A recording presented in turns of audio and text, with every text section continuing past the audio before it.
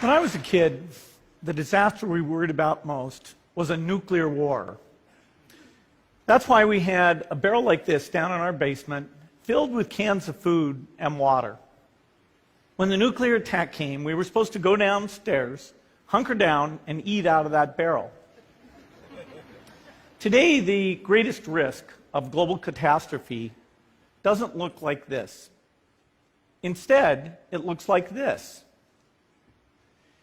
If anything kills over 10 million people in the next few decades, it's most likely to be a highly infectious virus rather than a war. Not missiles, but microbes. Now, part of the reason for this is that we have invested a huge amount in nuclear deterrence. But we've actually invested very little in a system to stop an epidemic. We're not ready for the next epidemic. Let's look at Ebola. I'm sure all of you read about it in the newspaper. Lots of tough challenges. I followed it carefully through the case analysis tools we use to track polio eradication. And as you look at what went on, the problem wasn't that there was a system that didn't work well enough. The problem was that we didn't have a system at all. In fact, there are some pretty obvious key missing pieces. We didn't have a group of epidemiologists ready to go who would have gone, seen what the disease was, see how far it had spread. The case reports came in on paper. It was very delayed before they were put online, and they were extremely inaccurate. We didn't have a medical team ready to go. We didn't have a way of preparing people. Now, Médecins Sans Frontières did a great job orchestrating volunteers, but even so, we were far slower than we should have been getting the thousands of workers into these countries. And a large epidemic would require us to have hundreds of thousands of workers. There was no one there to look at treatment approaches, no one to look at the diagnostics, no one to figure out what tools should be used. As an example, we could have taken the blood of survivors, processed it, and put that plasma back in people to protect them. But that was never tried. So there was a lot that was missing, and these things are really a global failure. The WHO is funded to monitor epidemics, but not to do these things I talked about. Now in the movies, it's quite different. There's a group of handsome epidemiologists ready to go. They move in, they save the day, but that's just pure Hollywood. The failure to prepare could allow the next epidemic to be dramatically more devastating than Ebola.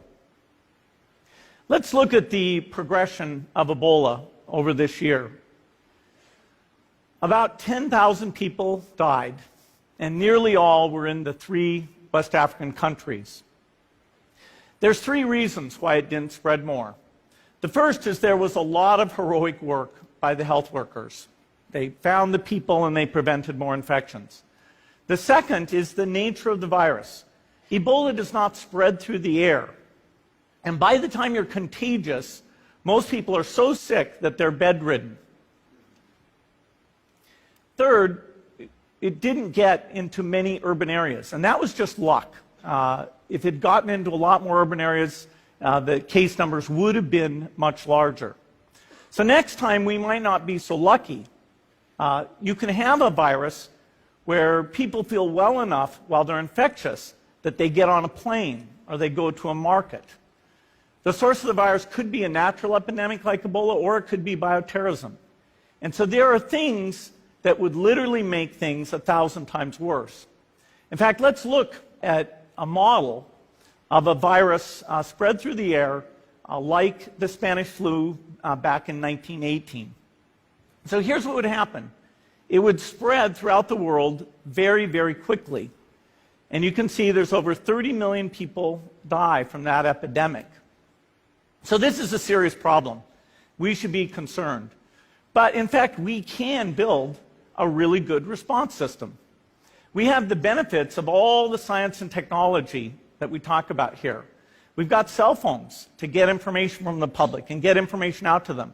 We have satellite maps where we can see where people are and where they're moving. We have advances in biology that should dramatically change the turnaround time to look at a pathogen and be able to make drugs and vaccines that fit for that pathogen. So we can have tools, but those tools need to be put into an overall global health system, and we need preparedness. The best lessons, I think, on how to get prepared are, again, what we do for war. For soldiers, we have full-time waiting to go. We have reserves that can scale us up to large numbers. NATO has a mobile unit that can deploy very rapidly. NATO does a lot of war games to check, are people well-trained? Do they understand about fuel and logistics and the same radio frequencies? So they are absolutely ready to go. So those are the kinds of things we need to deal with an epidemic. What are the key pieces? First is we need strong health systems in poor countries. That's where mothers can give birth safely, kids can get all their vaccines, but also where we'll see the outbreak very early on.